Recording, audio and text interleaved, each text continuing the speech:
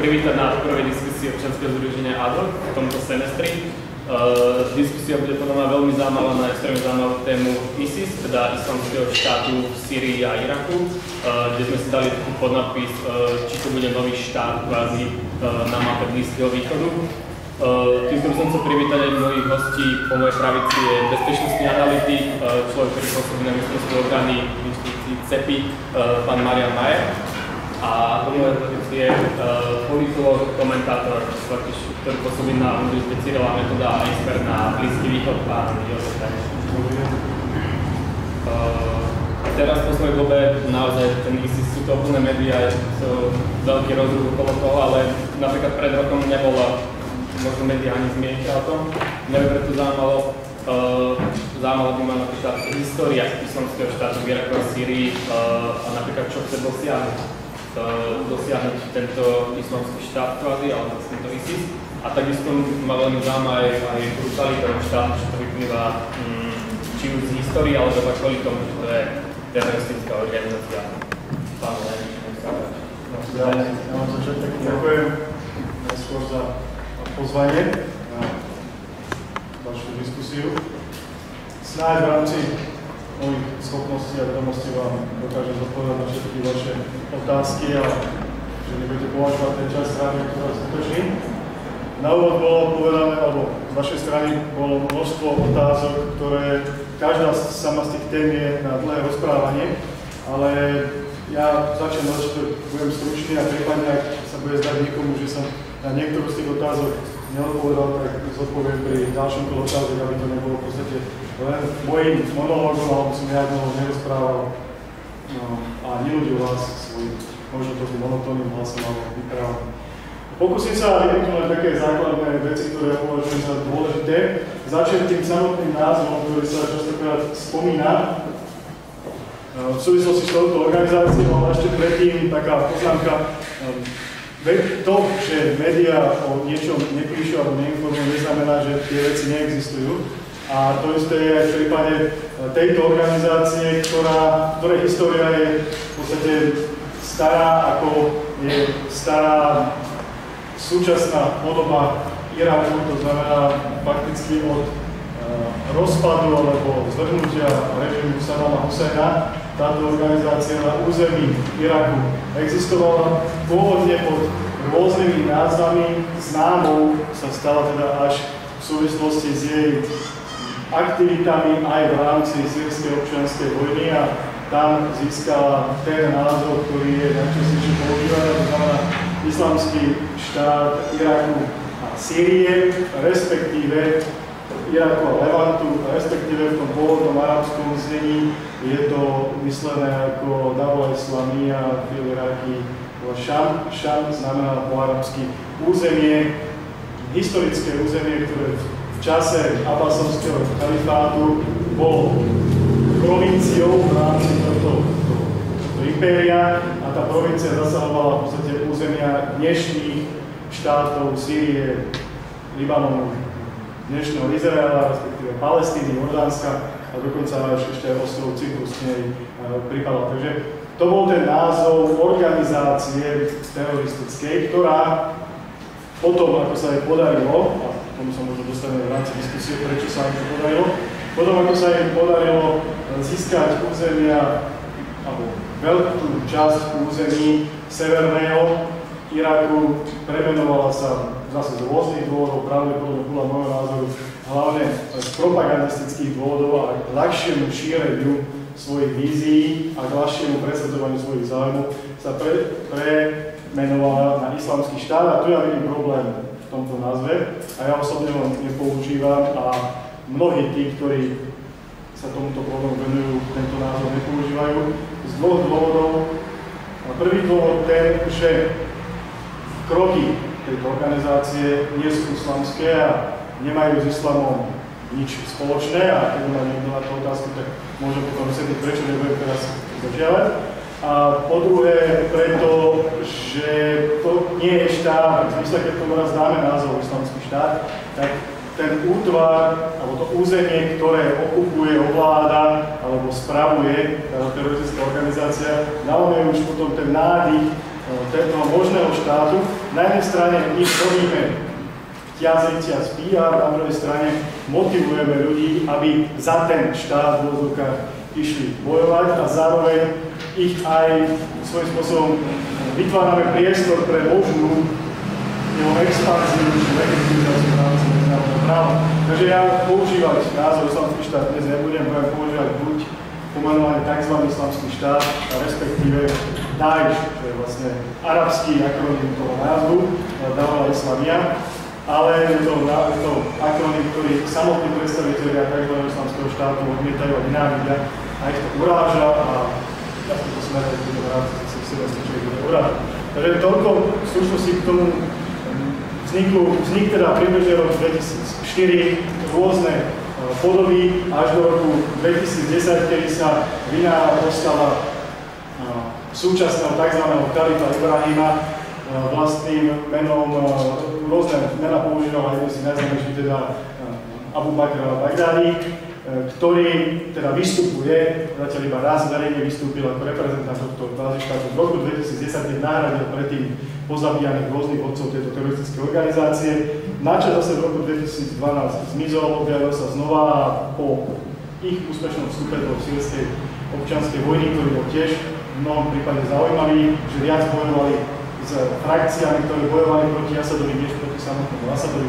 Sa im teda podarilo v júni 2014 zrazu objaviť pred Mosulom a dobiť toto mesto a ovládnuť územie severného Iraku, viac menej ovládnuť územie severného Iraku. Prečo sa im to podarilo a tak ďalej, k tomu by som sa dostal neskôr, že na úvod. Určite som neodpovedal na všetko. Ešte ma zaujímalo, čo sa snaží presadiť tento takzvaný štát.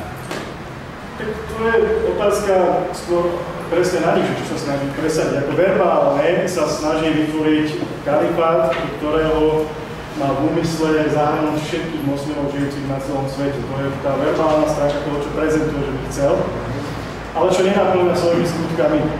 Lebo všetkých moslimov, ktorí žijú pod jeho vládou a akýkoľvek spôsobom nesúhlasia s tými postupmi, ktoré robia, ktoré podľa nich sú neislamské, hneď vraždí, alebo popravuje, alebo iným spôsobom prenasleduje.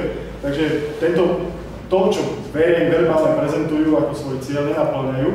Takže bolo ťažko zistiť, čo vlastne ich cieľom je. Či je cieľom len pôsobiť ako oslabovač regionálnych veľmocí, ktoré v prípade, že sú nútené bojovať s touto teroristickou organizáciou ovládajúcou územie, sa nemôžu sústrediť na expanziu svojej zahraničnej politiky do iných regiónov. Tým mám na mysli predovšetkým Irán, povedzme aj Saudská Arábia, ktorá túto organizáciu využívala na to, aby oslabila iránsku pozíciu v Iraku. Či je to preto, aby v tom regióne stále existovala nejaká vojna, lebo keď je vojna v regióne Blízkeho východu, tak nielen tým, že sú tam viazané síly tých krajín, ktoré by inak boli problematické, alebo by niekomu siahali do ich záujmov v regióne, tak zároveň vojna na Blízkom východe v oblasti, kde sa ťaží ropa, je aj dôležitou vojnou nielen preto, že chcete získať ropu, tu ten problém taký podstatný nie je v tomto zmysle, lebo keď ju vyťažíte, tak ju ťažíte a ceny klesajú, ale hlavne o to, že keď sa tam ropa neťaží, tak stúpa cena ropy. Takže možno sú tie dôvody tieto, ale ten samotný fakt, prečo tá organizácia tam vznikla, alebo prečo tí ľudia tam sú, no bolo to niekoho záujem. Aj ich určite, aj niekoho, kto ich financuje. To nie len financuje, ale kto využíva ich pôsobenie v danom regióne. A tuto nemyslím si len tí, čo sú najčastejšie spomínané, najčastejšie sa spomínajú v tomto prípade Spojené štáty americké, ale tie nie sú jediné, mnoho. Podľa môjho názoru väčší záujem pre tú organizáciu, aby bola v tomto priestore a fungovala tak, ako funguje, má podľa mňa Ruská federácia, ktorým to tiež vyhovuje, že táto organizácia tam je.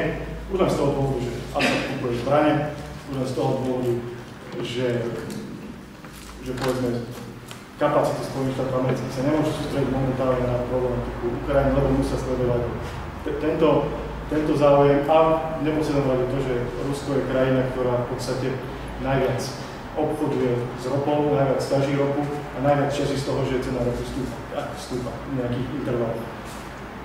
Takže tých dôvodov, tých záujmov tam je určite viac nielen tých konkrétnych ľudí, ale aj toho okolia. Podľa také správy, ktoré som si čítal od Amerického inštitútu pre vojenské štúdia, ISIS, tzv.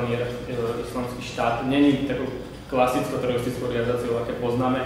Či už len kvôli tomu, že má pod kontrolou množstvo ropných polí a podľa denníka Guardian má denný príjem cez $3 milióny, alebo aj kvôli tomu, že operuje a správa sa ako armáda a snaží sa teda vytvoriť ten tzv. Islamský štát, alebo nejaký ten kalifát, alebo to býva aspoň nejaké územia. Takisto má množstvo zbraní, zrabovania a príjmy z výpalníctva.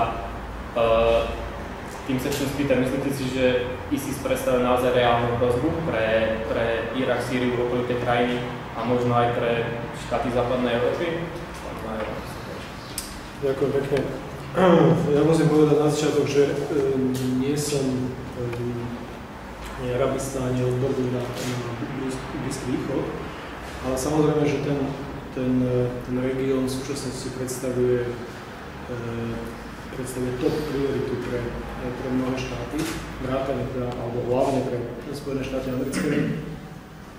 Ak my sa zaoberáme v súčasnosti hlavne Ukrajinou, alebo zaoberali sme sa posledné mesiace a týždne, tak témou číslo 1 na State Departmente vo Washingtone je práve región Iraku a Sýrie. To odpovedá vlastne na otázku, či je to hrozba, či je to aký potenciál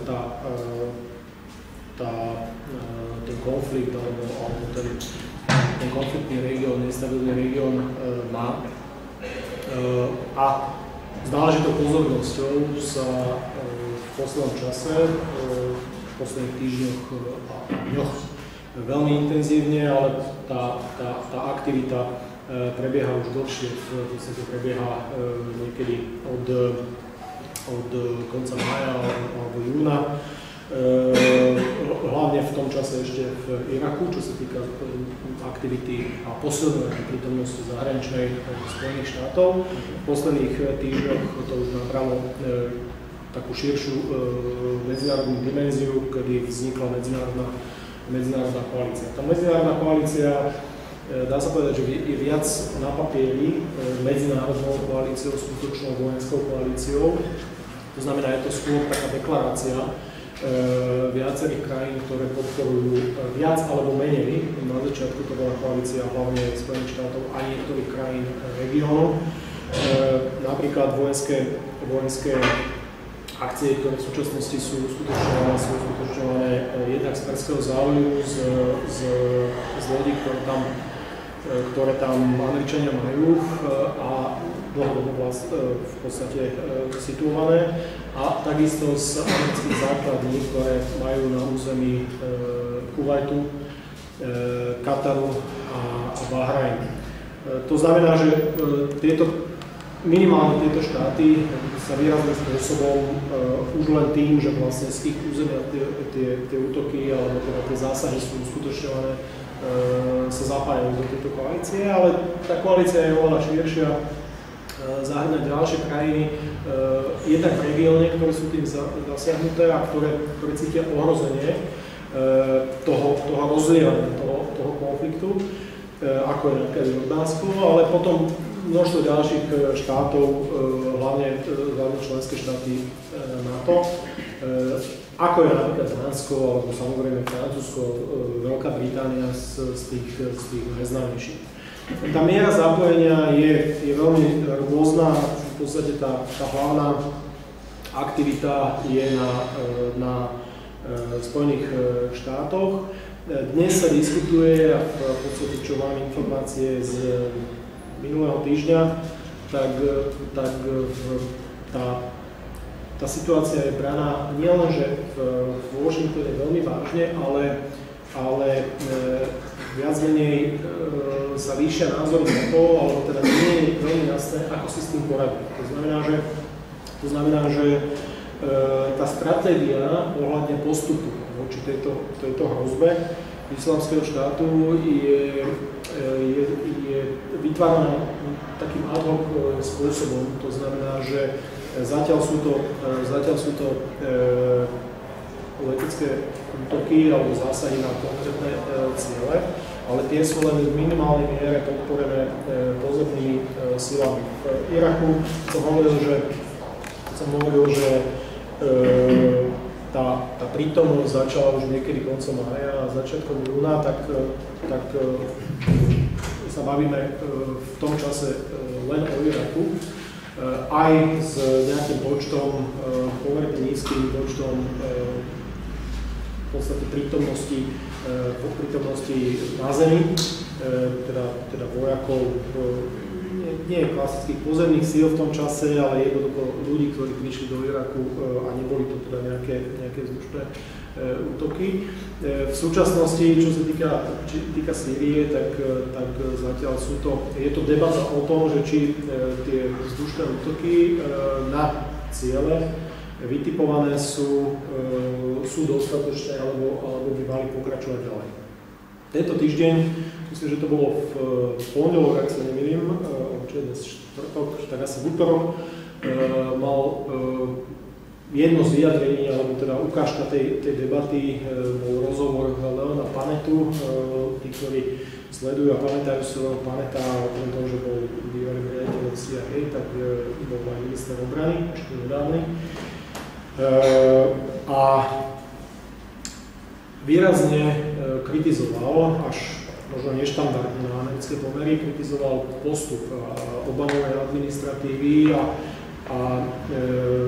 z hľadiska uskutočňovania tých operácií, ktoré tam v súčasnosti prebiehajú, práve so zmienkou alebo s odporúčaním alebo teda s názorom, že pokiaľ nedôjde k posilneniu alebo k prítomnosti aj pozemných síl, či už len amerických alebo nejakých koaličných, tak tá operácia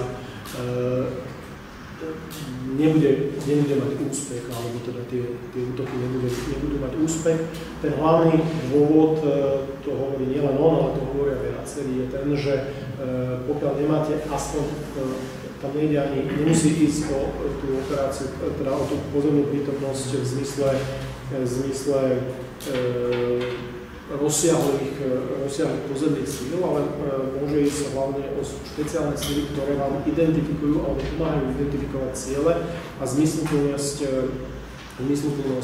týchto zásahov týchto cieľov. To znamená, že v súčasnosti tá identifikácia tých cieľov, hlavne na sýrskom území,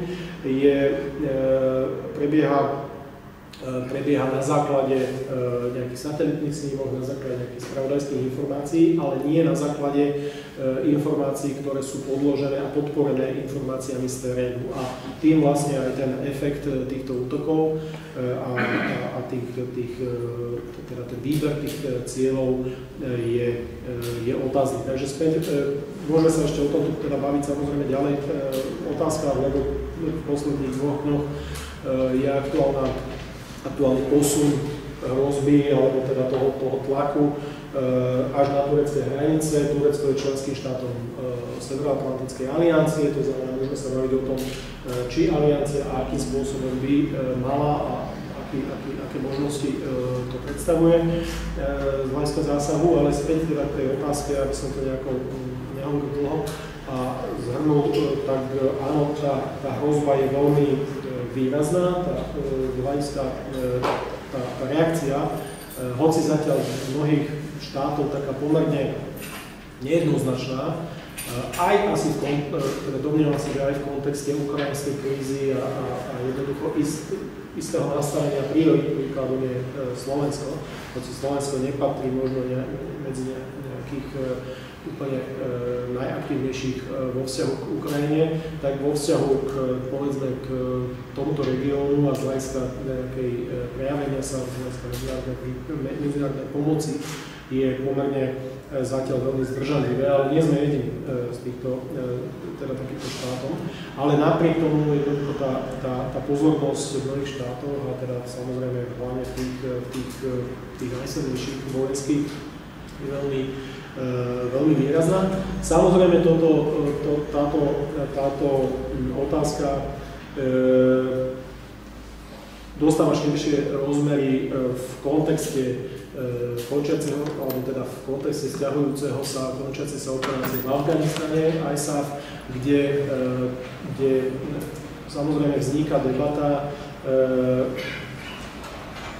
istej akcie a reakcie, to znamená, ak bola v Iraku v 2003 vojenská operácia, alebo operácia, ktorá začala v 2003 vojna, a následne potom viedla k stiahnutiu tej medzinárodnej prítomnosti, či takýto model nemusí, alebo teda nie je problematický, alebo teda nemusí spôsobiť, alebo nespôsobiť problémy aj v Afganistane. Čiže má to oveľa širšie konotácie a samozrejme zasahuje to celý ten región. A Lenč vie o tom oveľa viac ako ja, celý ten región ako taký, to znamená zasahuje to rôzne skupiny islamu, hlavne teda tých dvoch šítskeho a sunnického, zasahuje to potenciálne región toho Blízkeho východu v zmysle Palestíny a tak ďalej, hoci teda napriamo zatiaľ nie, ale môže to mať oveľa širšie dopady z hľadiska teda tých následných krokov. Ďakujem. Myslím, tak napíšem, ale niečo na doplnenie, lebo možno sa spýta, by som potom vytvoril, som to dopovedal. V rámci tej otázky odznelo, že prečo mala také úspechy vojenskej tento postup, tejto organizácie. No ako som raz spomínal, v rámci toho prvého bloku, že tak ako Daesh nie je ani islamský, ani dokonaný štát, tak on nie je v skutočnosti teroristickou organizáciou, čo si predstavia pod teroristickou organizáciou, čo je definovaná ako teroristická organizácia. Lebo keby bola, tak nemala by ten vojenský úspech a nemala by ten úspech ovládania územia v podstate od sýrskeho Alepa až po hranice Bagdadu. A ten dôvod, prečo tomu Daešu sa podarilo tento úspech dosiahnuť, a ktorý sa v rámci tých komentárov, neviem prečo, nespomína. Spomínajú sa v podstate teda len teroristi a spomína sa len akási sektárska vojna vo vnútri islamu, teda medzi šítmi a sunitmi. Ale toto v podstate nie je ani jadrom problému a ani to nie je v podstate dôvodom úspechu tohto postupu alebo vytvorenia tohto kvázi štátu v regióne.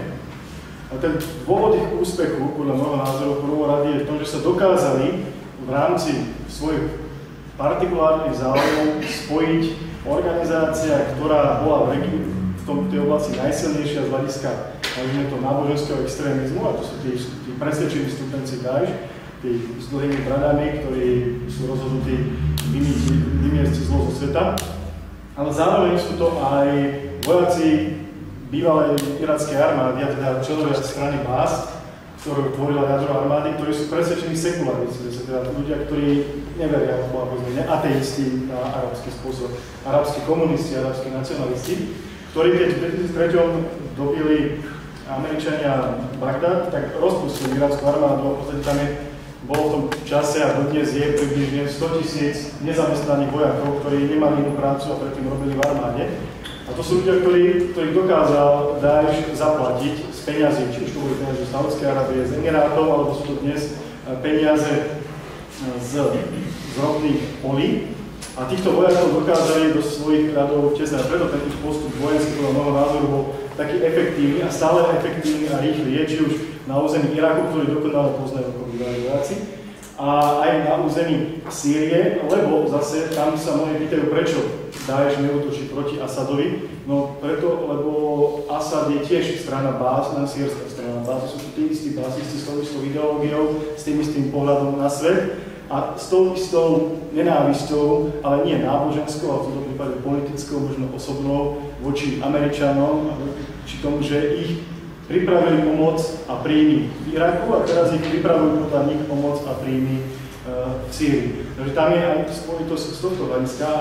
Najzaujímavejšou osobnosťou z tohto, čo sa nespomína, ale aspoň minimálne teda v našom priestore, ale na arabských komentároch častokrát, a to je dôkaz toho prepojenia, je, že pri útoku na Mosul spolu s tedy možno 10 000 hordou alebo 5 000 hordou Daešu bojovali hovorí sa o 10-20 tisícoch bojovníkov tzv. Armády Nakšbandijského rádu, keď sa to preloží do slovenčiny. Nakšbandia je taký sufický rád, podľa neho je to pomenované, ale sú to v podstate básisti.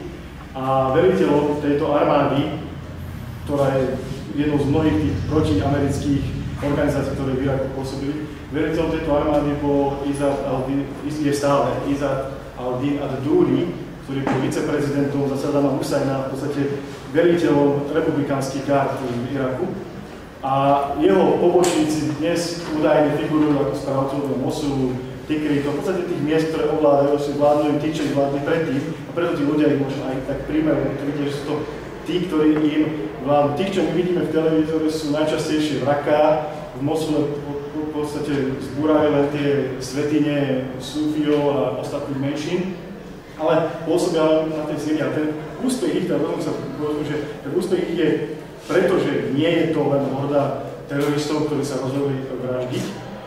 Nedosiahli to určite mladí chlapci, ktorí prídu z Francúzska, z Nemecka, Británie, ktorí nepoznajú krajinu, nepoznajú tam nikoho, nepoznajú dokonca ani jazyk, keď to berieme si rôznych kosovských Albáncov, odkiaľ všetko sú tam ľudia. Takže ten úspech je preto, lebo sú v tom aj miestni, sú v tom aj kmene, ktoré bojovali proti vláde Nuriho Malikiho a majú vlastné záujmy.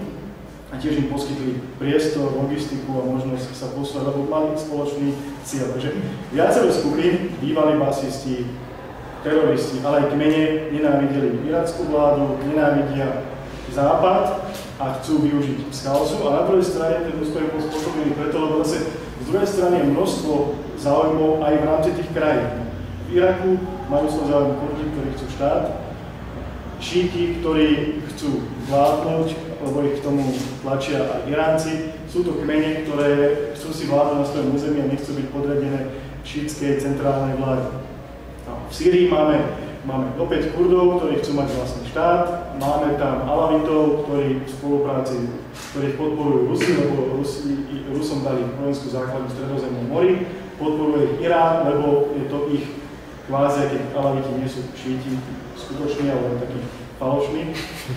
Uznaný za šítskú sektu boli v roku 1973 kvôli tomu, že Hafiz Asad ako Alavita v Libanone zasahoval do politiky a strýko Muqtada Sadra, toho známeho Sadra z Bagdadu, je hlavný duchovný, alebo bol hlavný duchovný v Libanone, šíci.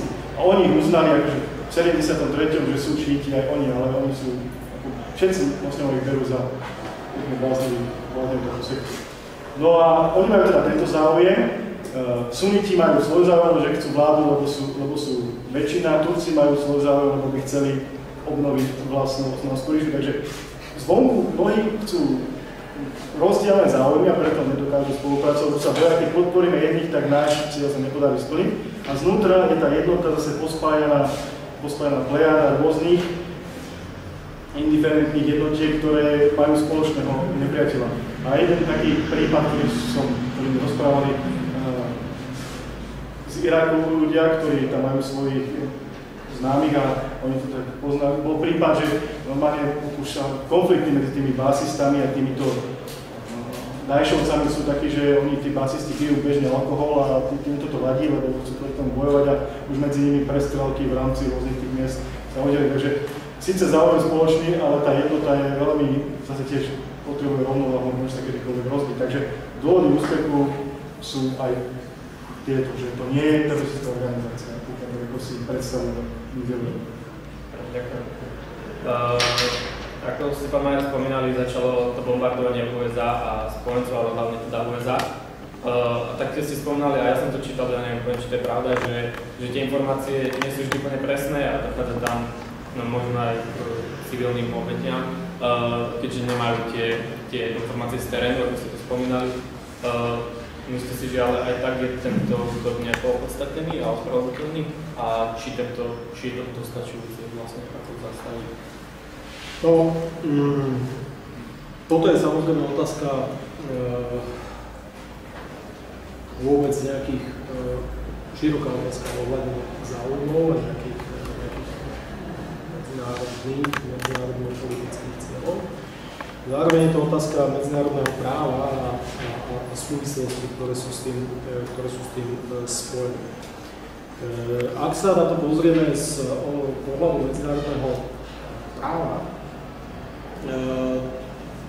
tá odpoveď vždy, keď sa bavíme o medzinárodnom práve, bohužiaľ, nie je alebo nemusí byť úplne jednoznačná, alebo prináša rôzne interpretácie, rôzne pohľady. Buď tak úplne rigidnú, to máte ako pri normálnom práve akokoľvek, jednoducho toľko právnikov, toľko názorov a kým jeden súd môže niekoho odsúdiť a ten sa odvolá, tak druhý, povedzme, vyššia inštancia ten názor môže mať iný. Toto v zásade môže platiť aj v prípade medzinárodného práva. Z hľadiska Iraku, ako som spomínal, že najprv tie, ak sa bavíme o tomto roku a v podstate posledných možno 3 mesiacov a 4, tak najprv tá medzinárodná prítomnosť sa zopakovala alebo vrátila do Iraku. V prípade Iraku tá medzinárodná prítomnosť a tie zásahy z hľadiska medzinárodného práva nie sú takým veľkým problémom, alebo teda sú viac menej v poriadku z dôvodu toho, že iracká vláda o tú asistenciu požiada. Pôvodne to bola vláda Julia Malikiho, neskôr došlo k jej zmene a rekonštrukcii, ale v podstate tá požiadavka na asistenciu pri boji s týmto islamským štátom pretrvala, zopakovaná a v prípade, že dôjde k požiadavke štátu na nejakú asistenciu vojenskú na jeho území, ktorá prebieha na jeho území, tak jednoducho je to v súlade vlastne jednak s interným právom, samozrejme to musí prebehnúť, každý štát má nejaké iné, môže mať nejaké iné princípy, povedzme v prípade Slovenska, ale to hlasuje parlament do každej prítomnosti, akejkoľvek medzinárodnej vojenskej prítomnosti, dokonca keď prichádzali, teraz odbočím, keď prichádzali lekári v čase štrajku, českí lekári v čase štrajku, tak to musel schvaľovať parlament. To znamená, že každý štát má nejaké interné mechanizmy, ale potom existujú nejaké tie medzinárodné princípy. Do istej miery toto môže byť problémom v čase, keď daná vláda nekontroluje dostatočne to svoje územie. To znamená, že sa môže javiť tá požiadavka na tú medzinárodnú asistenciu ako nelegitímna, pretože v podstate o ňu môže žiadať teoreticky nejaká skupina, ktorá v zásade nemá legitimitu. Toto sa stalo napríklad na Slobodčín na Ukrajine, kde v čase vlastne v marci, alebo na polove februára a marca o pomoc Rusko požiadal vtedajší už vlastne prezidentom nebol Viktor Janukovič a táto už to bolo v čase, kedy vlastne prebehol Majdan a tak ďalej a vlastne jeho požiadavka už z tohto pohľadu bola nelegitímna, hoci teda ten vývoj môžeme potom interpretovať rôzne hľadiska krízy a tak ďalej. No, ale späť teda na toto územie, čiže tá medzinárodná prítomnosť a asistencia, aktivita v Iraku samotnom sa z tohto hľadiska javí ako v poriadku. Väčší problém z hľadiska interpretácie predstavuje prítomnosť v Sýrii a teda tie zásahy v Sýrii, kde sa ponúka celý rad vlastne možností a takého trošku ohýbania niektorých princípov. Faktom je, že tá medzinárodná teda zásahy proti týmto skupinám islamského štátu, teda o zásahoch bola sýrska vláda informovaná to nie je len teraz, keď nastali tie výraznejšie aktivity v septembri, ale aj predtým ešte cestou Iraku. Teda informovaná jednak cestou Iraku a jednak cestou Spojených štátov. Sýrska vláda Asadová v podstate nevyjadrila oficiálne potvrdenie alebo teda žiadosť o túto medzinárodnú pomoc, tak ako to urobila vláda iracká, ale zároveň neodmietla ju a jednoducho aj na pôde OSN zaznela akási, že zobrali sme to na vedomie. Niečo v takomto duchu bolo vyjadrenie ministra zahraničných vecí Sýrie. A tu sa dostávame teda na ten ľad tých rôznych interpretácií, pretože jedna z interpretácií môže byť, že vlastne iracká vláda žiada o asistenciu aktivít, alebo teda o medzinárodnú asistenciu voči hrozbe, ktorá prekračuje svoje hranice. To znamená, že žiada o pomoc voči niečomu, voči čomu nie je schopná sama zasiahnuť. A teda predstavuje tá hrozba, v tomto prípade zo strany Sýrie, alebo teda zo sýrskeho územia, nie zo strany sýrskej vlády, ale zo sýrskeho územia, vlastne hrozbu voči Iraku. A Irak akoby zasahuje v štýle sebaobrany voči tejto hrozbe, ktorá je jednoznačná, je bezprostredná, ale zasahuje, keďže nemá vlastné kapacity dostatočné, tak zasahuje prostredníctvom tej medzinárodnej vojenskej prítomnosti. To znamená, to je jedna interpretácia.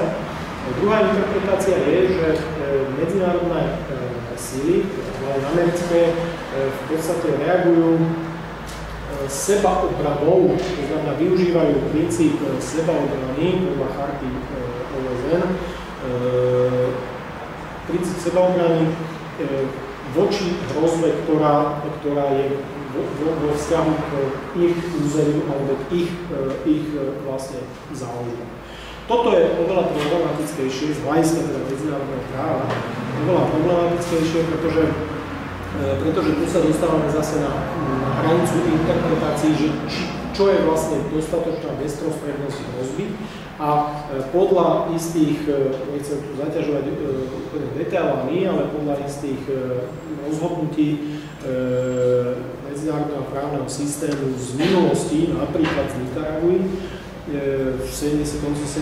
rokov, tá bezprostrednosť, teda ten zásah môže byť oprávnený na základe teda tejto sebaobrany len v prípade, že tá bezprostrednosť je úplne evidentná, to znamená, že existujú, povedzme, ja neviem, zjednodušujú plány na to, alebo dostanú sa informácie alebo plánov na zásahy, alebo na svojom území, alebo týmto zásahom už dôjde.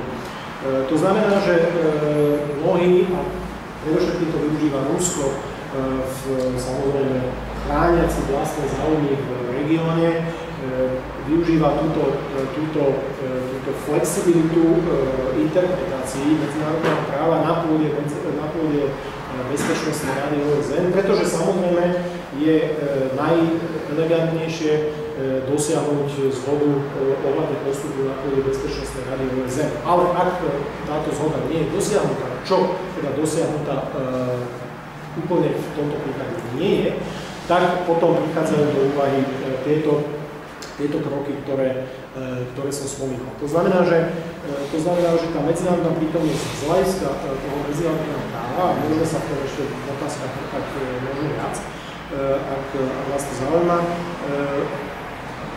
je v prípade Iraku je to veľmi zjednoduššie v poriadku a v prípade Sýrie sú tie interpretácie možné rôzne. Samozrejme nespomínam už záležitosti, ako je humanitárna intervencia a argumentácia týmto princípom.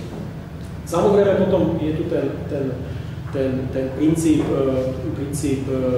možno istých záujmov a istých nejakých medzinárodných cieľov, kde sa dostávame na možno medzinárodné právo, a to je potom ten problém, že či striktné dodržiavanie medzinárodného práva je, ak to medzinárodné právo vieme, že je takéto trošku problematické, alebo teda dosť problematické, tak či aká je nie legálnosť, ale legitimita vlastne nejakého zásahu a nejakých aktivít. A tu sa samozrejme dostávame do oveľa komplexnejšej debaty, ktorá nie je nová, a ktorá tu prebieha teda 10 ročia, ale veľmi intenzívne prebiehala po 11. septembri 2001 a prebiehala v kontexte jednak zásahu v Afganistane, ale prebiehala hlavne v kontexte zásahu v Iraku, kde tiež chýbala bezpečnostná, teda rezolúcia Bezpečnostnej rady a kde tiež vlastne sa argumentovalo nejakým širším medzinárodno-politickým záujmom a potom samozrejme tento argument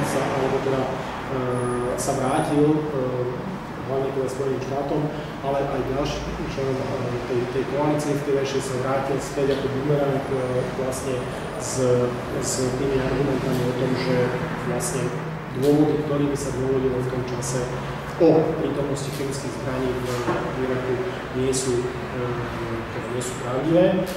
A samozrejme celá táto debata prebiehala v kontexte Kosova, v kontexte Líbie, kde ale rezolúcia Bezpečnostnej rady existovala na bezletovú zónu a teraz nedávno prebiehala v kontexte samozrejme Krymu a množstva ďalších oblastí, ale teda bavíme sa hlavne o tých, ktoré sú také z hľadiska nás exponovanejšie a z hľadiska teda medzinárodných politík.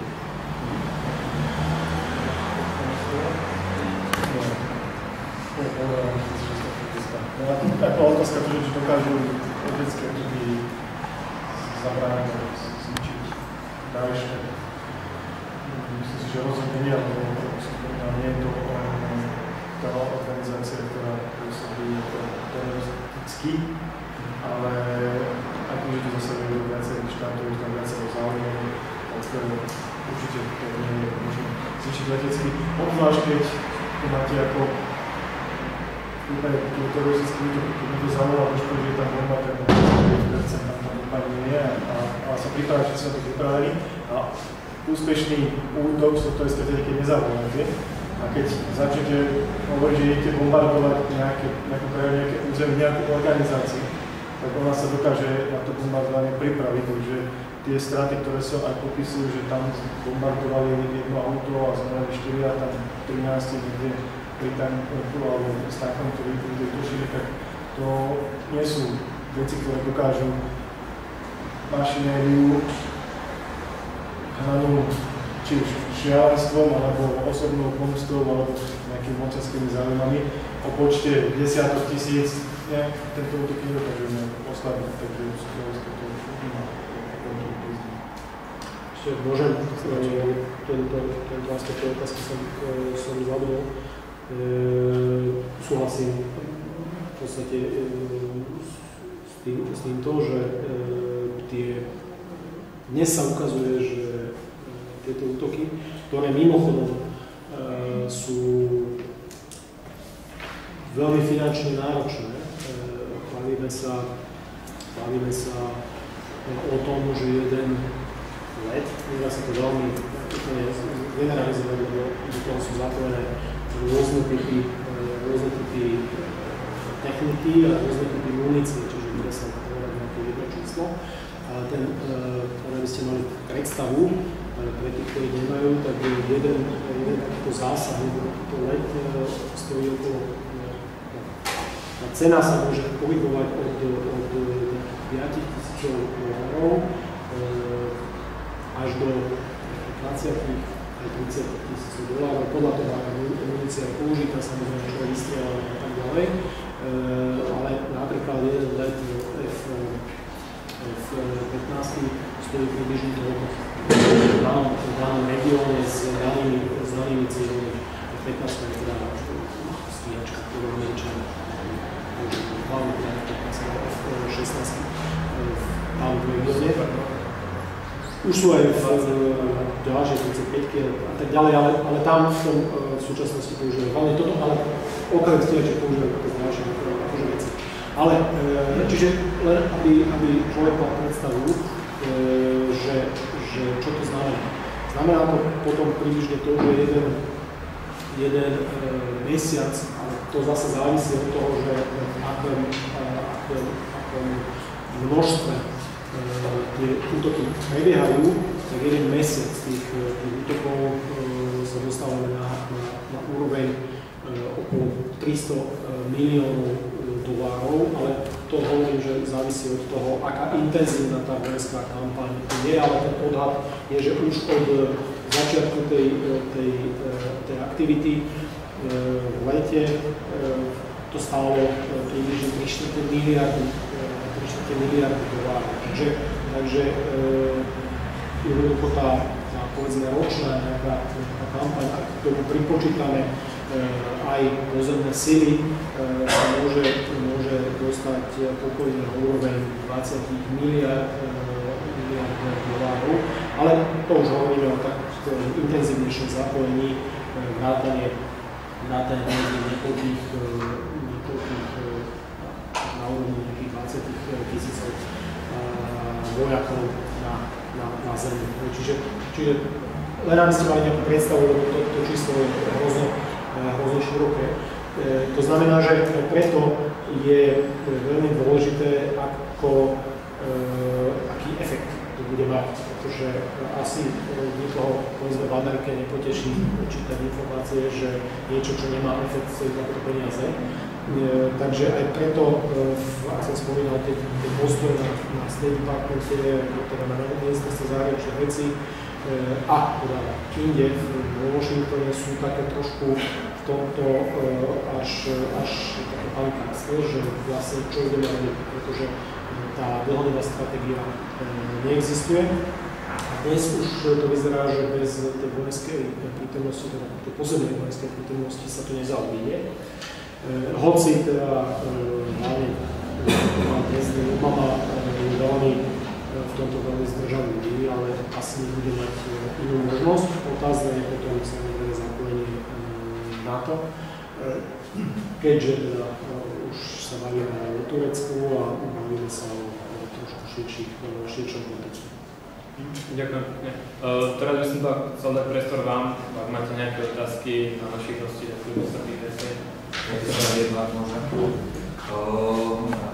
Že je vojenské riešenie tejto situácie teda nejaká reálna možnosť na zastavenie ISIS, keďže ako sa povedal, my máme niečo, ISIS má aj inú sportov, teda toho výrobcovstva. A teda, že či má pre Západ význam v tomto boji angažovať, a či nemá radšej význam to, čo najmyslí, že aby sa to celé vynie.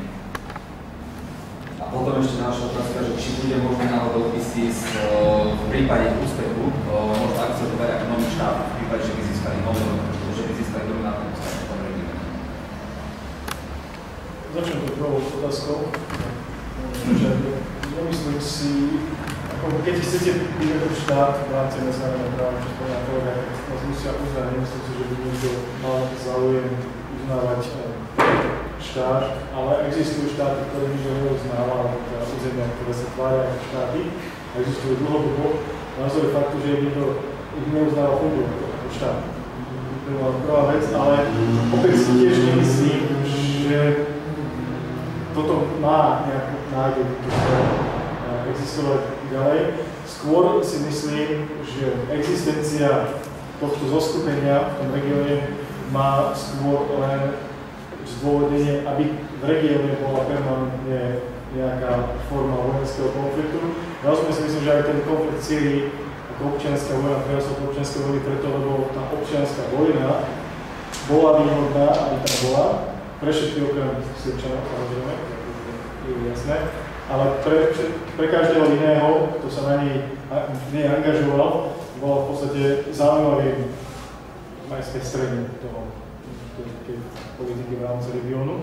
A to isté je teraz v širšom rozsahu, že sa ukázalo, že ten spôsob existencie tam, alebo tohto konfliktu tam má svoju pôdu, lebo ako som spomínal, tam množstvo záujmov tých jednotlivých časí, ktoré sú sa sústredili buď z telesnej nenávisti voči niečomu, alebo záujmom to, že chcú si z niečoho uchmatnúť viac, než to doposiaľ mali.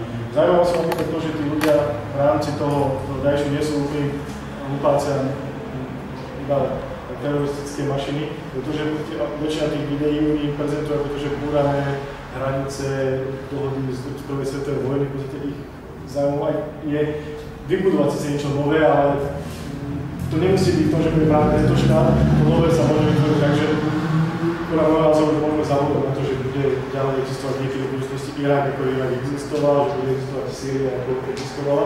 Skôr si myslím, že by si aj medzinárodné právne spoločenstvo malo zvykať na situáciu, že to, že síce sme boli zvyknutí, že 100 rokov niečo platilo na nejaké hranice, neznamená, že to bude fungovať na veky. Už to vidíme aj nejaké iné, že to, čo bolo ešte pred pár týždňami, výsledných súdecov, ktoré nie je a práve problémy, že sa nikdy nebude. Takže to je ale, že to uznanie nemusí byť nutné. Čo sa spomína, tá podpora som hovoril, že nie je zmysel v tom, že tí ľudia to podporujú. Sú tam skupiny ľudí, ktoré majú vlastné záujmy a preto sa spojili do nejakého spoločného boja. Vyjadril sa ešte na začiatku celého toho obdobia, kedy bolo prvé ohrozenie Bagdadu, na začiatku potom ako postupovali od Mosulu, dobili Tikrit a dostali sa k Faludži, ktorá už v tom čase bola obsadená inou skupinou v rámci Daešu, ale tam prišli tieto jednotky, ktoré teda išli od Mosulu. Tak už sa vtedy pri ohrození Bagdadu spomínalo, že čo ďalšie provincie, hlavne provincia Anbar sa v tomto prípade najviac spomína. A to je provincia najväčšia v Iraku a najväčšia, kde je kmeňové zasobenie, sa žije všetkým pôvodným beduínsko-kmeňovým klánovým spôsobom usporiadania a bol rozhovor s tým jedným vodcom z toho kmeňa, ktorý Abu al-Sulajmani sa všimol, a on spomínal, že medzi nami neboli ľudia, že tých je tu možno 5-7%, len možno v tej Faludži, ale väčšinou ten boj je náš vlastne. Ono síce tie mapy európske ukazujú, že toto je celé územie, ktoré ovláda Daeš, ale veľké väčšiny tých území sú územia, kde stratila kontrolu centrálna bagdadská vláda, ale nemusí to a priori znamenať, že je to územie, kde ľudia podporujú to, čo my vidíme v televízii, to, čo sa deje v Raqqa, napríklad, alebo to, čo sa deje v Mosule, alebo to, čo púšťa v televízii, že sa podrezali hlavy. Toto nemusí, napríklad v tej provincii Anbar, oni vyhnali irackých vojakov, ktorí boli šíti, alebo ako bolo povedzme za slovanského štátu, keď vyhnali českých úradníkov, ktorých tu považovali všetci za cudzích prvok. A takto v provincii Anbar boli šíti tam dosadení ako hľadiska vládnej moci, keď si svoje štruktúry v štáte buduje. Ale oni odtiaľ odišli, ale neznamená to, že sú tam tí. Len tá provincia si dnes žije vlastne nemôžu. Iné je to napríklad v sýrskej Rake, kde tá Raka v podstate bola od začiatku sýrskej revolúcie, bola jedno z prvých miest veľkých, ktoré získala slobodná sýrska armáda. A až potom, počase po roku sa tam z púšte objavili Daešovci a oni bojovali proti slobodnej sýrskej armáde, zabili tam v podstate všetkých tých, čo tomu tam vládli, obsadili mesto.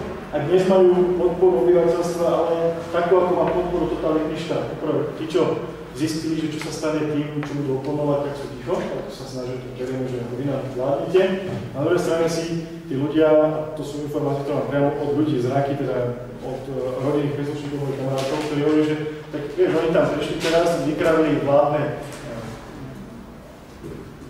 finančné inštitúcie, ale aj potravinové, to znamená majú obilie, majú rýžu, majú jedlo, to jedlo predávajú dnes, kým ešte sú plné sklady, za 5 ceny, než to bolo predtým. Tak ľudia majú lacnejšie jedlo a zavedú tam v podstate poriadok, ako zavedol Taliban poriadok v Afganistane, že je teda nulová kriminalita zo strany bežných obyvateľov. Samozrejme, perzekúcie zo strany tých mocných, tak sú tam také, že sa sťažujú, že zavreli niekomu brata alebo príbuzného, pretože na toho povedal, že je hlupák a to bol náhodou nejaký vysoký predstaviteľ toho režimu.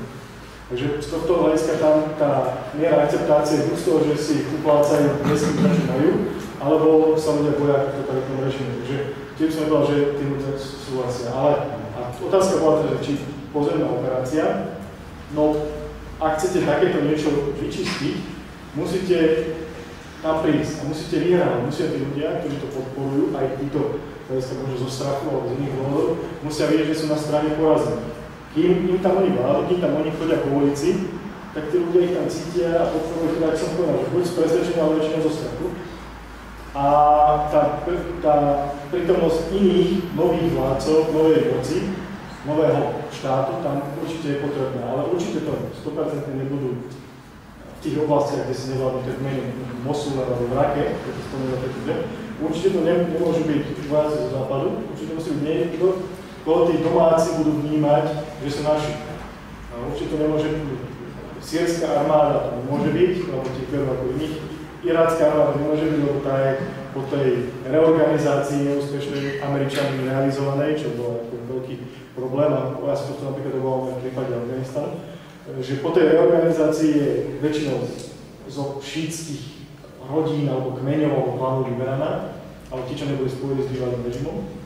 No a tá armáda nemá ako prísť, takže jedine toto Mosul môžu jedine dobiť Kurdi, ale to zase je otázka, že či bude niekto akceptovať to, že Kurdistán iracký bude o mnoho väčší, než sme dnes vidíme, a že bude zasahovať v podstate aj Kirkuk, ktorý obsadili, a v podstate hovorí, že z Kirkuku v podstate Kurdi vyhnali irackú armádu. V čase, keď Daesh do Mosul, tak to Kurdi využili ako prvé a vtrhli do Kirkuku a vyhnali odtiaľ irackú armádu. A sú tam oni to spravili. Na mapách to stalo, ešte vidíte ako súčasť Iraku, alebo ešte súčasť Kurdistánu.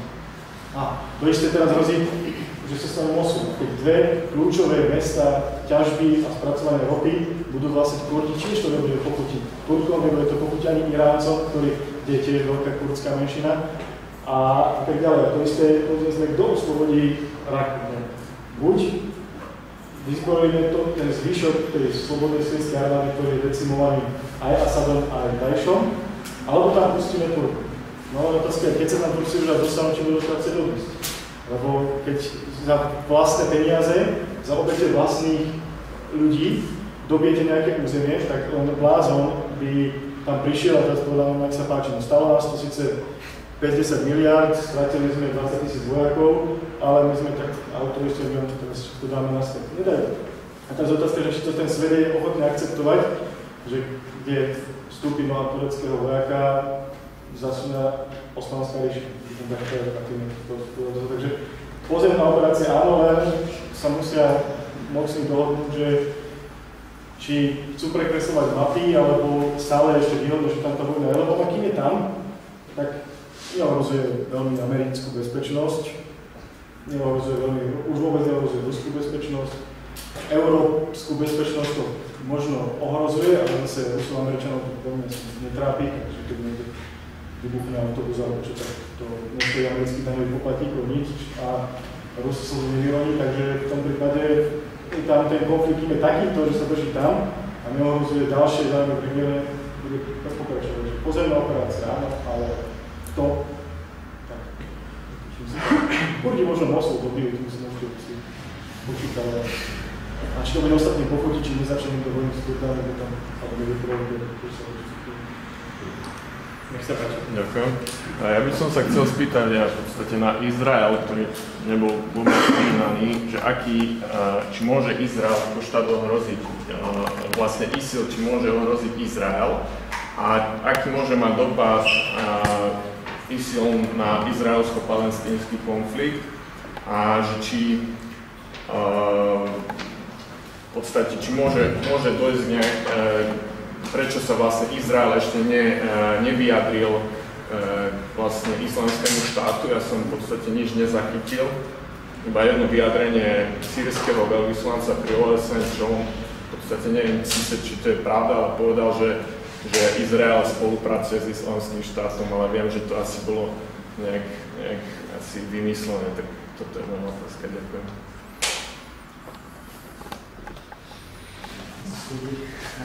Nie som stále rozprávať.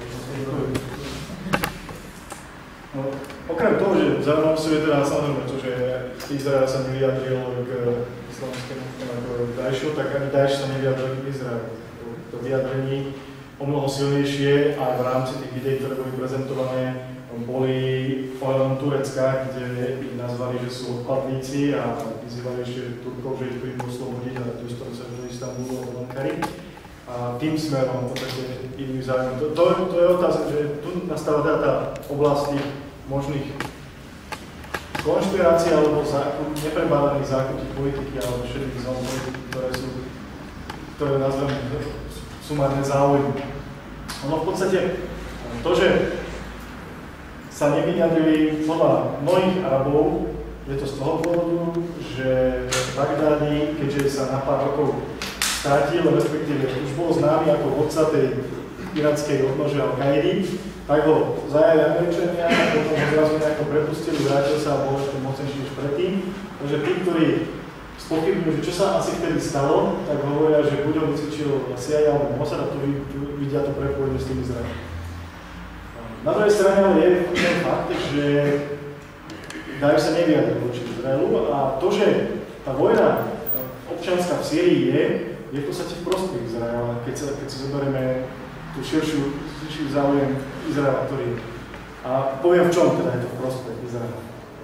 Porovnáte to, že susedný štát, jediný štát, ktorý viedol až formálne, aj keď môže sa pochybujú, či ozaj viedol vojnu, z Izraela bola Sýria a potenciálnou hrozbou bol Egypt v prípade, že tam nastúpi vláda moslimského bratstva. Tá vláda moslimského bratstva sa podarila vojenským prevratom zvrhnúť, takže hrozba bola, že ak bude úspešná revolúcia v Sýrii, tak jediná sila, ktorá tam môže vyhrať voľby, je moslimské bratstvo. A nie to iných voľby, keby boli slobodné voľby po zvrhnutí Asada, tak to vyhrá moslimské bratstvo, sýrska obľúba moslimského bratstva.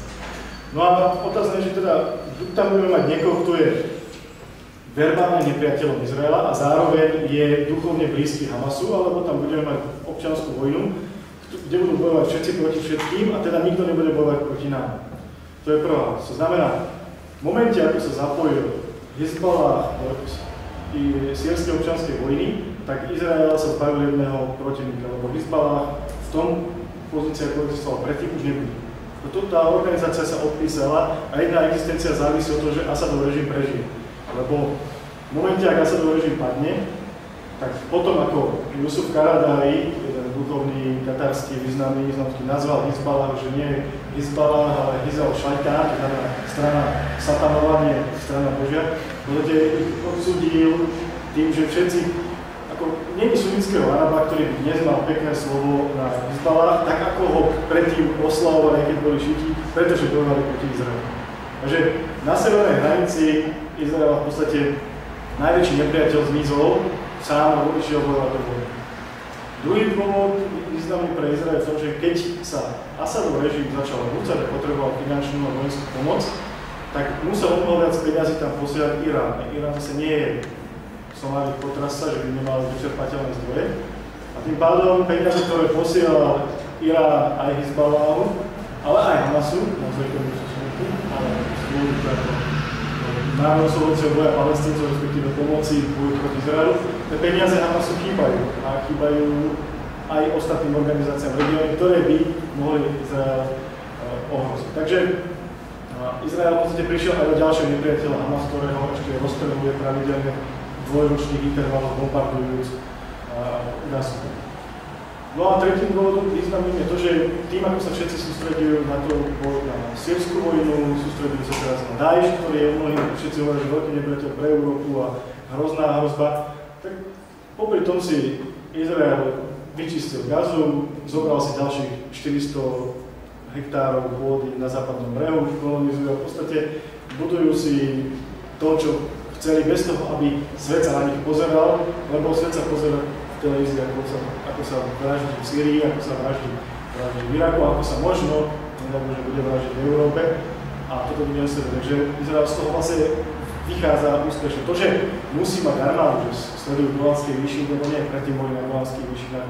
Oni v podstate z Golanských výšin vidíte až do ulic Damasku.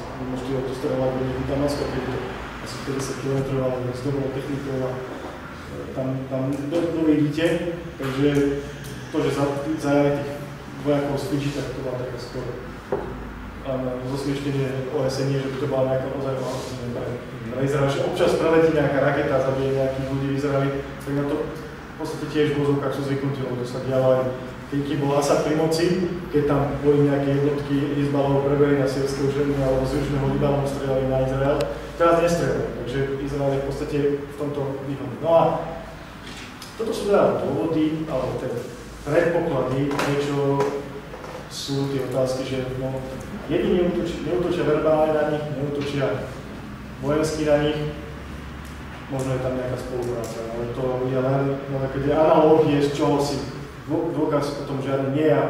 Zase boli by hlúpi aj jedni, aj druhí, a podľa mňa nie sú hlúpi, keby ukázali, urobili ako keby, že by ten dôkaz ukázali. Preto nie je to výzor. A to je moja analogia z toho, čo som si pozrel, ako to vyzerá.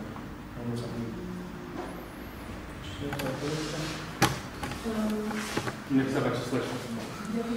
Ja mám ešte otázku, že či Irán by bol dobrý hráč vlastne v tomto konflikte, že či by Irán ako teda šítska krajina mohol vyslať pozemné jednotky do Iraku, ktoré teda obyvateľstvo je tiež viac ako polovica obyvateľstva je šítska, že či je to nejaká reálna možnosť, alebo že či sa Irán nejako tomu nedovolí.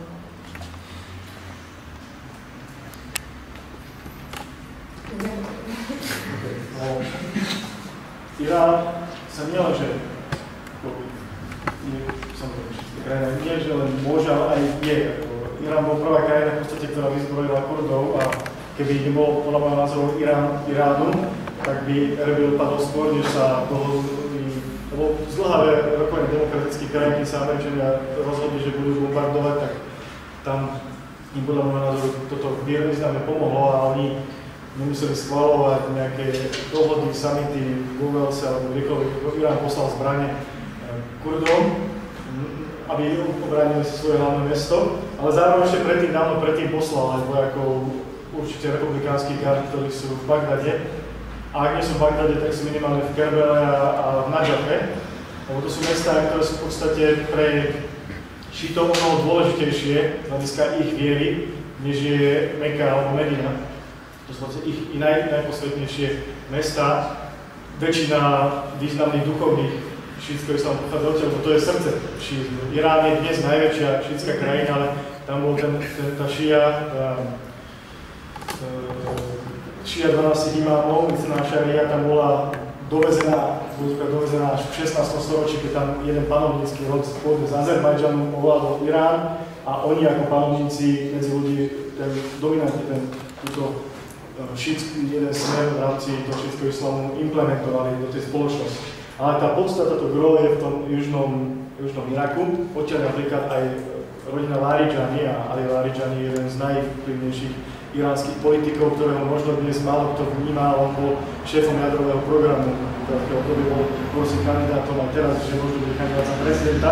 Nemám problém, že pred 4 roky, keď boli voľby, tak podporoval tú zelenú koalíciu proti Ahmadinejadovmu druhému zvoleniu, takže bol tak trošku radšej v ústraní, ale je to dôležitý človek a celá jeho rodina pochádza z Nadžaf, že mnohí iránsky politici majú rodiny tam a pre nich je bytostný záujem, aby to nepadlo, lebo vedia, že či už to bude Daesh, ktorí neznášajú, pretože sú šíti a majú ich za odpadníkov, alebo to budú básisti, ktorí ich neznášajú, pretože sú sekulárni a každý náboženský človek nie, že ich nemajú radi, im je jedno, že čo sa im stane. To znamená, keď vy bojujete proti nám, si naši nepriateľa, tak vám to všetko zničí. Bude tu pokoj. Takže Irán, to bude, jeho záujmom je minimálne ochrániť ten juh. A to je zase otázka, že, a to je podľa mňa tiež chyba medzinárodného spoločenstva, že keď sa rokovalo čo s Irakom, tak Američania povedali, že Irán nie. Ale opäť, či to bol rozumný ťah, alebo za tým je niečo, čo tá politika, ktorú vnímam, že má nám byť Irán nepriateľom, a keď už nazývam nepriateľom, musí nám byť stále nepriateľom, to sú otázky, ale ako určite minimálne v obrane Bagdadu, hlavného mesta, a juhu Iraku musí. Tam Irán, nikto im nepomôže v Iraku. Otázne je, či ich pustí niekto, aby mohli ísť na sebe. A tam to zase záleží od toho, ako či niekto dovolí to, tureckému vojakovi prekročiť sírskú hranicu. To sa vidí, že Turci nechcú pomôcť, ale získali si, že Turci sú preddielení. Ísť do vojny so Sýriou a s Ruskom, alebo radšej obetovať 30-40 tisíc Kurdov v Kobaru. To je politická vina. Môžem povedať sa. Myslím si, že dôležitý aspekt ohľadom Iránu a jeho správania je vyjednávanie o jadrovom programe. To znamená, že hoci nevidím tak samozrejme do vnútra toho iránskeho diania, ale myslím si, že z toho medzinárodného kontextu Irán neurobí zásadné kroky také, ktoré by narušili konsenzus alebo aký taký, hoci taký jemný konsenzus zatiaľ v kontexte toho medzinárodného pohľadu. To znamená, že ten postup bude viac menej koordinovaný, alebo teda ak nejaký bude. Ale potom to je otázka toho a to sa vracame ešte tej medzinárodnej prítomnosti, alebo teda, že aká a či vôbec. Ja si myslím, že v tom regióne do dlhého obdobia, keď nechcem hovoriť, že aké, teraz odsúdení na nestabilitu a si myslím, že súhlasím, že či sa nám to páči alebo nie, tak budeme svedkami istého nejakého kompresovaného hraníc a narušenia toho systému, ktorý tam je. Neviem si dnes predstaviť, prečo si to myslím, neviem si dnes predstaviť nejakú širšiu vojenskú prítomnosť medzinárodnú, americkú a inú, hoci asi by nejaké musí dôjsť. Ale minimálne za tohto prezidenta amerického v kontexte muselo by sa niečo zásadné stať. Muselo by sa stať niečo zásadné v Amerike, alebo v Európe, v krajinách, ktoré sú tak najviac exponované, aby sa opakovala nejaká výraznejšia vojenská prítomnosť. Ak sa to nestane, myslím si, že tá výraznejšia vojenská prítomnosť z rôznych dôvodov, z dôvodov ekonomických, z dôvodov vojenských, sa nezopakuje. A ak sa nezopakuje, tak asi nedôjde k nejakej širšej vojenskej prítomnosti regionálnej, z dôvodov, ktoré boli popísané. A ak teda nedôjde k takéto, tak ten región bude nestabilný, respektíve teda bude musieť nastať, alebo budú možné iné scenáre vrátane vlastne narušovania hraníc, ktoré vlastne už narušené sú, už sa len tvárime, že nie sú. Ešte nejaké otázky? Mám otázku, či v prípade toho, že ISIS dojde do Turecka a prekročí sílku tureckej hranice, znamenalo by to povinnosť členských štátov na pomoc, ale podielalo by to vlastne vojnu medzi NATO a ISIS. No toto je taká komplexnejšia, alebo taká zložitejšia otázka v Levelse na samite NATO 4. a 5. septembra. Téma ISIS bola po vyhláseniach, povedzme, americký prezident sa venoval tretinu svojho vystúpenia alebo štvrtinu svojho vystúpenia v Ukrajine a zvyšok svojho vystúpenia, teda ak nerátam vystúpenie týkajúce sa samozrejme otázok fungovania NATO, ale otázok nejakých medzinárodných, politických, venoval ISIS. To isté David Cameron. To znamená, že tá pozornosť, a keď si prečítate deklaráciu, predpokladám, že ste nečítali 110 článkov, číslo 13, tak pomerne výrazným spôsobom sa venuje aj v tejto oblasti.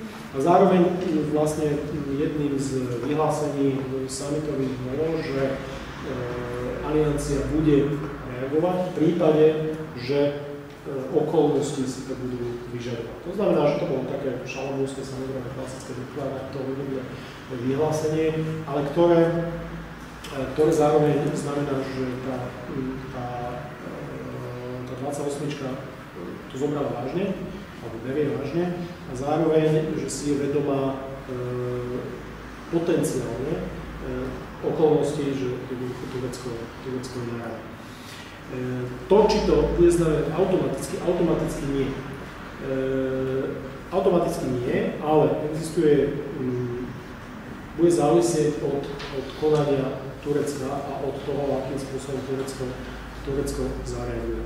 V súčasnosti, aspoň teda, čo som zachytil nejaké, teraz za posledné 2 dní, Turecko zatiaľ je pomerne zdržané, ale opravdu sa nevím.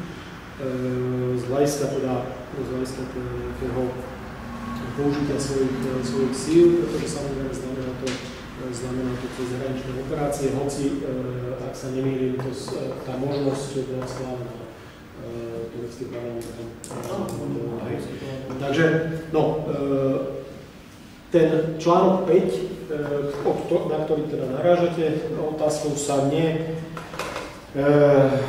neaktivizuje, som slovenské slovo, automaticky. To znamená, že to nie je, že teraz tu niekto príde, zautočí a jednoducho hneď sa všetko aktivizuje a hneď nám niekto beží na pomoc. To znamená, že Turecko môže požiadať konzultácie v rámci článku 4, ktorý je tiež veľmi dôležitý, ktorý sa tak často nespomína. V kontexte svojho ohrozenia, tak už môže požiadať v podstate aj teraz, a ja si myslím, že to tak aj urobí, možno do niekoľkých hodín alebo dní. Čo znamená, že vlastne sa akoby tým článkom 4 v podstate akoby tá pohotovosť, keď to tak veľmi zjednoduším, pohotovosť aliancie sa zvýši. Napríklad v tomto duchu reagovalo Poľsko keď to bolo v marci, myslím, v apríli, v marci, reagovalo takouto požiadavkou v kontexte diania na Ukrajine, keď požiadalo konzultácie na základe článku 4. To znamená, ten článok 4, by znamenal nejaké také akože zvýšenie pozornosti. No a potom bude závisieť od toho, či Turecko požiada o vlastne využitie článku 5. Toto si myslím, to je môj nejaký osobný odhad, že jednoducho dnes, hoci teda článok 5 platí, veľmi krajiny sa nebudú akože hrnúť, že nejakým zásadným spôsobom, že do nejakej širokej koalície. Napriek tomu bude závisieť, ak Turecko bude priamo ohrozené, to znamená, že ak, neviem, nakoľko pravdepodobne to teraz je, že vlastne dôjde k priamému ohrozeniu územia Turecka, tak samozrejme aliancia aj vo vzťahu k tým debatám vo OSCE a tým záväzkom, tak asi neostane ticho a vo vzťahu samozrejme článku 5, lebo to by poprela svoju možnosť. A zároveň potom je na mnohých štátoch, ktoré dnes možno tu, tak ako sme kritizovali, alebo teda niektorí kritizovali veľmi také opatrné konanie niektorých krajín, povedzme Španielska, Portugalska, ktoré nemalo ten pocit priameho ohrozenia zo strany Ukrajiny a niektoré štáty to nemohli veľmi pochopiť, a povedzme Polsko a Pobaltie, tak samozrejme bude potrebné byť v tomto konzistentný a jednoducho chápať to ohrozenie Turecka. Takže tá automatika v tom nie je, ale samozrejme existujú mechanizmy, zvolá sa Severoatlantická rada. Tá Severoatlantická rada na úrovni teda veľvyslancov, teda permanentných zástupcov, môže byť zvolaná v podstate vo veľmi krátkom horizonte, bavíme sa o niekoľkých hodinách. Myslím si, že ak sa tá situácia bude zostrovať, tak dôjde k tomu využitiu článku 4 a konzultácií. Robí sa tak kedykoľvek, teda v tej Ukrajine to bolo cez víkend, v nedeľu. No a potom bude závisieť, samozrejme. No a potom je tu ďalší samozrejme aspekt. Jedna vec je článok 5 a druhá vec je, sa dostávam vrcholkou k medzinárodnému právu a teda k tomu mandátu, či bude ochota. Ja si myslím, že ak by tá situácia bola kritická, tak bude jednoducho ísť do nejakej spoločnej akcie v tejto absencii rezolúcie OSN. Ale to už teraz veľmi špekulujeme, lebo bude závisieť, že v akom rozsahu by to ohrozenie bolo, ako sa k tomu postaví Rusko a tak ďalej. Ešte teda poslednú otázku si odozdáme a myslím, že to stručnejšie povedať, sa páči. No, ja mám z okolností dve, ale veľmi rýchle.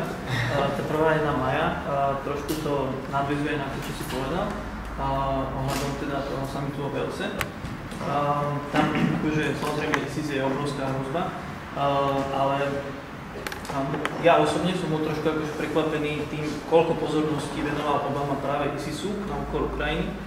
A keďže tam bol teda obrovský tlak a kritika na stranu americkej zahraničnej politiky, tak akože moja otázka je, že či to nebolo trošku aj na odvrátenie pozornosti od Ukrajiny a od tých rečí o neschopnosti Ameriky konať. A teda akože ukázať nejakú schopnosť konať skôr na tom Blízkom východe.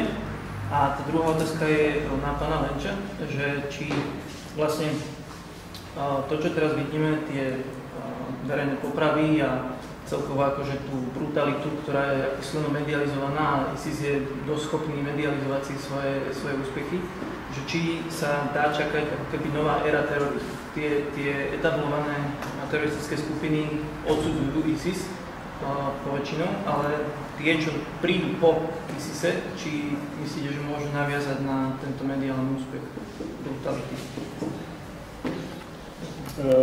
Čo týka tej prvej otázky, nemyslím si, že to bola záležitosť na odvrátenie pozornosti, pretože si myslím, že tá Ukrajina od začiatku nemala tú pozornosť, ktorú my sme si mysleli, alebo by sme si možno želali, aby ju Američania mala.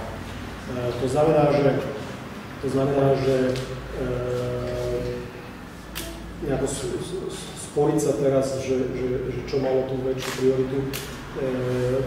Skôr si myslím, že tá akcia, alebo teda to, akým spôsobom, čo je pochopiteľné, to, akým spôsobom vyzerá, povedzme, deklarácia zo summitu, je výsledkom toho, ako vážne to Američania berú, pretože samozrejme, či sa nám to páči alebo nie, hoci sme si všetci rovní v rámci 28-čky, tak na tej neformálnej úrovni jednoducho sú štáty, ktoré majú silnejšie slovo aj pri draftovaní dokumentov a tak ďalej, pri presadzovaní vecí.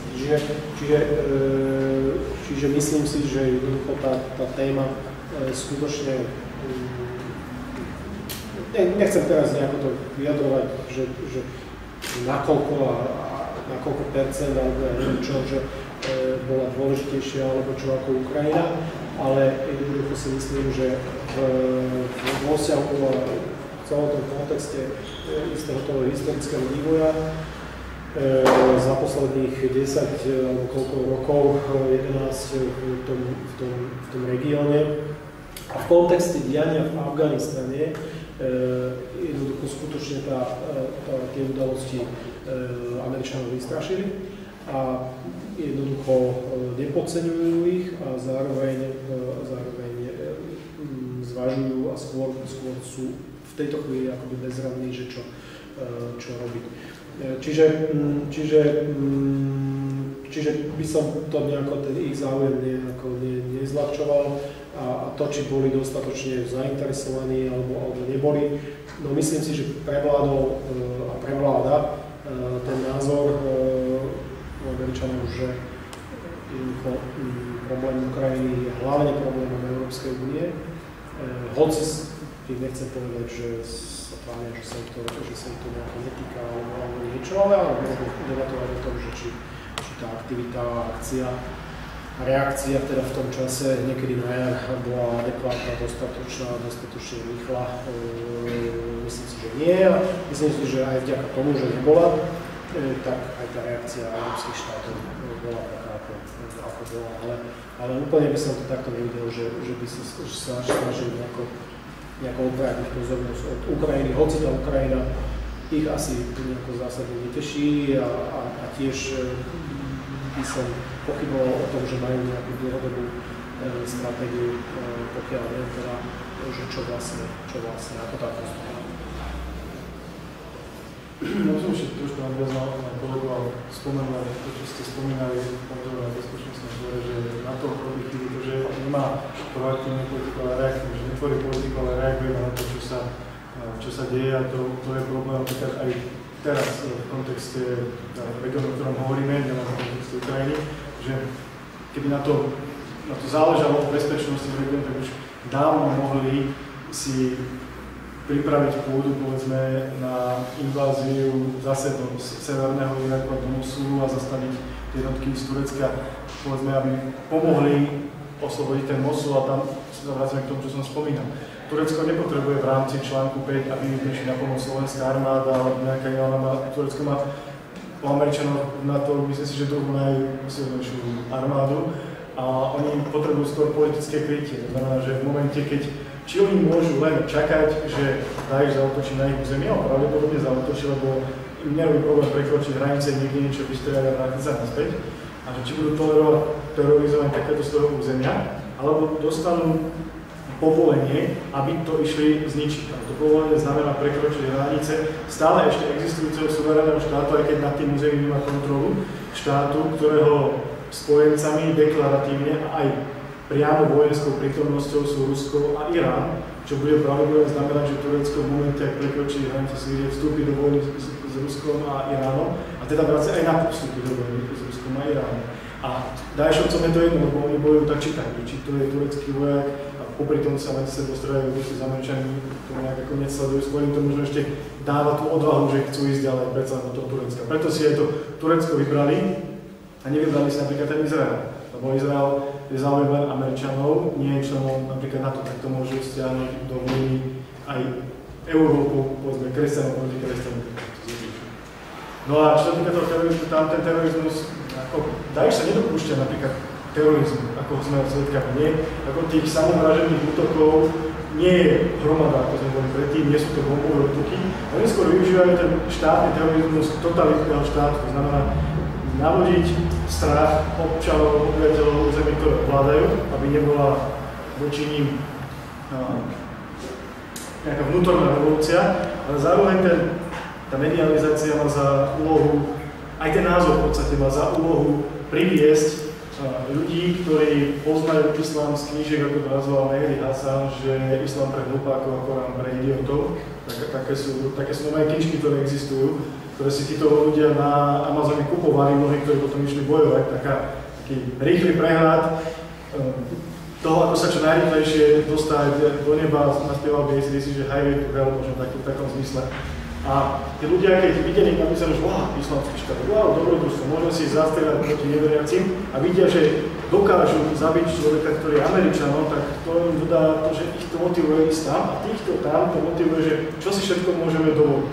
Ale neznamená to, že oni teraz budú chodiť do miesta, že všade sa budú odrezávať nejaký takýto nový štýl terorizmu, že nebude terorizmus v mysle vyhodiť niečo do vzduchu, ale toto má skôr mať, aby strach bol v krajine, ktorú ovládame, aby prilákali sme ľudí zvonku a šírili sme strach von, ale zároveň aj spätne, poznajúc mentalitu, tí ľudia, ktorí sú v oblasti, keď poznajú ľudia pracovať s elektronickými médiami, poznajú mentalitu aj západných ľudí, ktorí sa začnú báť, budú ochotní, aby vlády, povedzme, ešte agresívnejšie vystupovali voči menšinám a tí príslušníci menšie, povedzme, tí posledná v Európe, keď ich budú tajný človek sledovať alebo perzekvovať, tak budú ešte viac agresívnejší voči tomu štátu, lebo budú cítiť, že prečo nás tu perzekvujú a na druhej strane my s tým nič nerobíme a pár medzi nich zase povie, no vidíte, vy ste starí, vy sa bojíte, poďme proti nim bojovať tak, ako bojujú tam oni a zradikalizujú tú skupinu tu v Európe, lebo využijú tento ďalší aspekt toho videa. Alebo aspekt videa môže byť taký, že brutalita ľudia povedia štáte, nechoďme tam, nebombardujme, lebo nám zabíjajú našich ľudí, verejná mienka im môže presvedčiť, aby do toho nešli. Takže tá brutalita má skôr ten výchovno, strašidelný, motivačný a iný dôvod. Nie, že by teraz to bola akási nový spôsob terorizmu. To si myslím. To len využívanie tých techník známych z minulosti. To isté robili Mongoli, keď vtrhli v 13. storočí, niekde tak vyvraždili celé mesto Strednej Ázii. Takže to vraždenie je len účelom toho vzbudiť strach domáceho obyvateľstva. A keďže sme globálna spoločnosť, tak domáce obyvateľstvo. Ďakujem pekne za odpoveď a takisto za otázky, bohužiaľ čas pre túto diskusiu sa už naplnil. Ja si tak myslím, že to bola extrémne zaujímavá téma, mohli sme diskutovať o nej veľmi dlho. Chcel by som teda poďakovať ešte našim hostom, pánovi Marianovi Majerovi a Jozef Kovačovi, že si našli čas a prišli podiskutovať o tejto téme a takisto aj vám, že ste prišli na našu diskusiu. Ďakujem.